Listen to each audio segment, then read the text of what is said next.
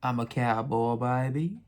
Hello, hello, hello. It is me, Wonder Boy, and today we're gonna be doing a video. I don't know where this. I don't know where this accent's going. I'm gonna start again. All right. This video is sponsored by absolutely no one because we're not that big.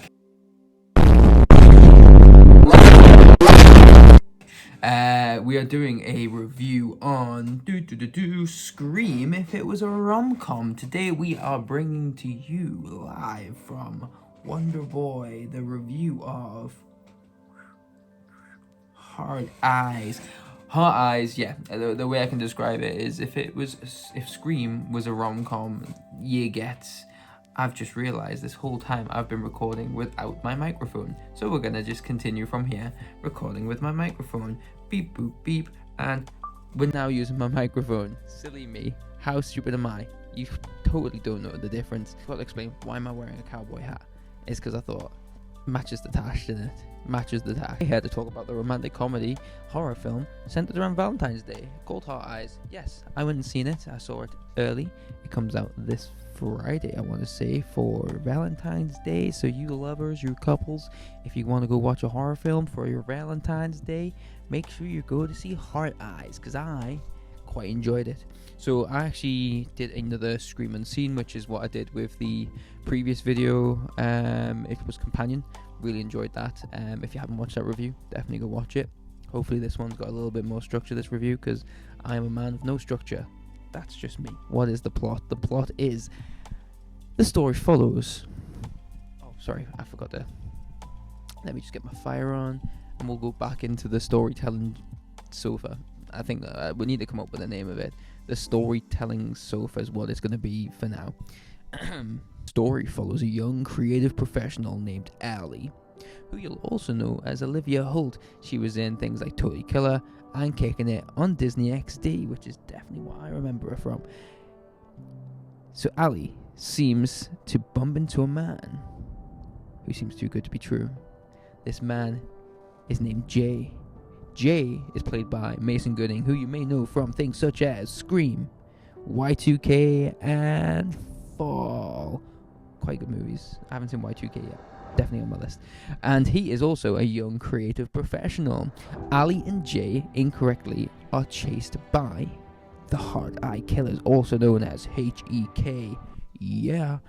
And they are prime targets because he thinks they are a couple. It's just trying to shift downwards. I think the camera's being a pervert. What? There we go. What's my camera doing? I don't know how to resolve this. That's not even centered now. It's still doing it. I don't know what's wrong. I think it's the ball on the back of it. Just 1 second. I guess I'm going to be standing up for this review because my tripod is being an absolute nuisance. So, anyways, I'm going to have to apologize because I'm going to have to keep looking down. So, yes, the plot is it's still doing it. That's the plot. The plot is my camera being a pain in the backside.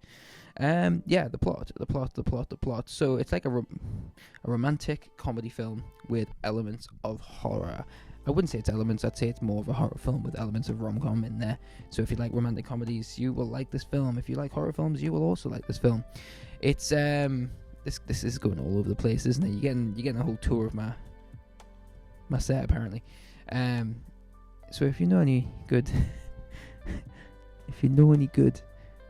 tripods, please send them my way. Ones I can clip onto your desk, because this one is bloody useless.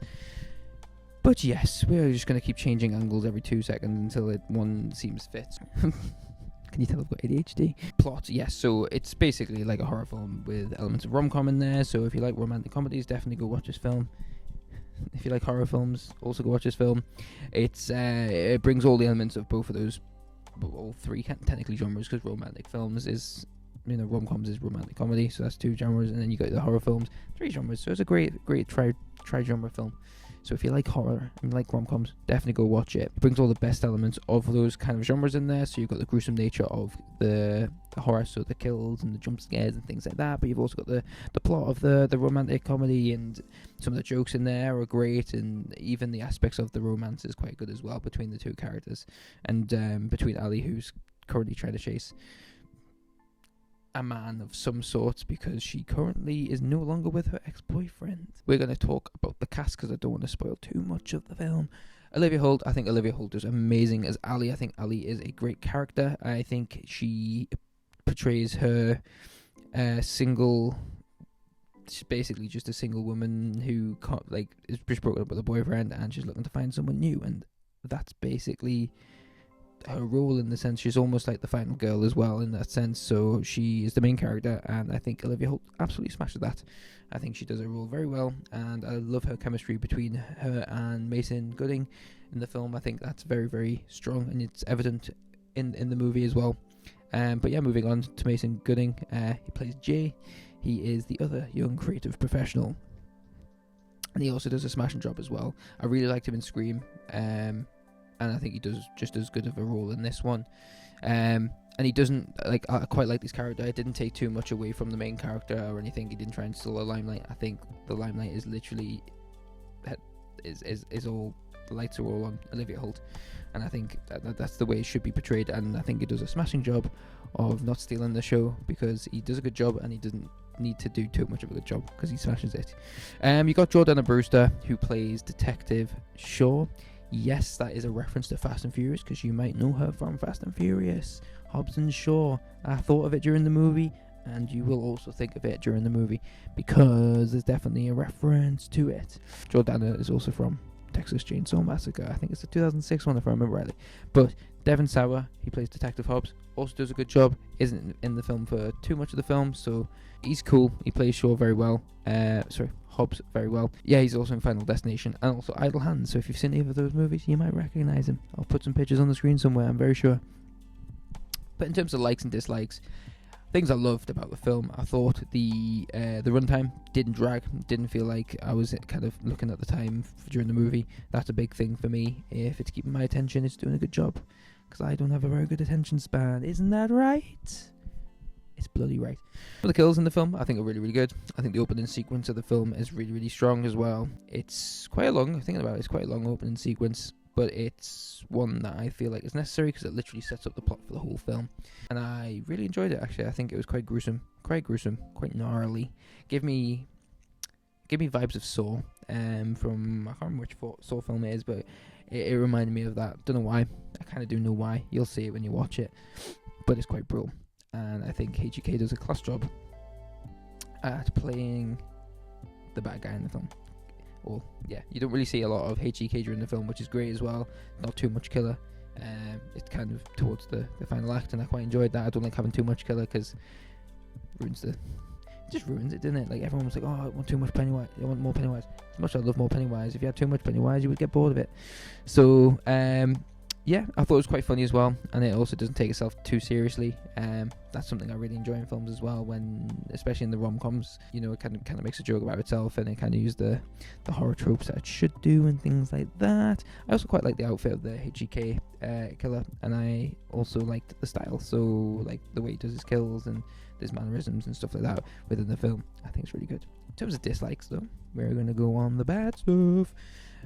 Very cheesy, very, very cheesy, but then again, what can you expect from a rom-com with cliches of horror and rom-coms in it? So I can't really be too mad at that dislike. It's not really a massive dislike. I just thought it was very cheesy, but you kind of get those kind of cliches within these films. Characters, usually I like films with limited characters, and this film doesn't have loads and loads of characters, but I didn't feel like the development of some of the characters within the film were very strong. So Detective Hobbs and Shaw, I felt like there could have been a bit more.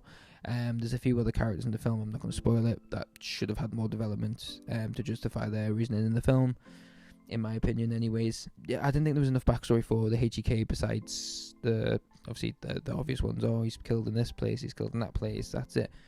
But I felt like we needed a bit more kind of fire to the flame. Fuel to the flame, fuel to the fire. One of those sayings. I'm just making stuff up as I go along. But yeah, I felt like they could have did a little bit more with it. But I haven't got too many complaints, to be honest with you. In terms of a rating, I'm going to give it a 6 out of 10. Not a bad rating at all, by any means. I did really enjoy the film. I thought it was a fun film. I really enjoyed it. But would I say it was as good as Companion? I preferred Companion. I think Companion was a totally different film. Still had that, romance kind of comedy vibe to it, but I think they're two very different films. As I say, like, I would describe this film as Scream as a rom-com, and Companion I wouldn't. Companion I would kind of have it in its own genre, really, in its own kind of boat. And if I would put them in order, I'd probably put Companion, then this film, Hot Eyes. I'm trying to think what other film I've reviewed on the channel. I've reviewed another film. Anyways, what I'm thinking about doing is doing like a list of being like, boom, boom, boom, these are the films I rate, and this is where it ranks in the list. So we're going to give this one a 6 out of 10. It'll rank somewhere in the list when I start doing the lists. Maybe I have to wait until I get 10 films and then I can start ordering them into my own personal categories, or I could do a point system. What do you think? Let me know. But yes, thank you very much for watching. This is your cowboy speaking, and I would like to wish you a good old goodbye. Yeehaw.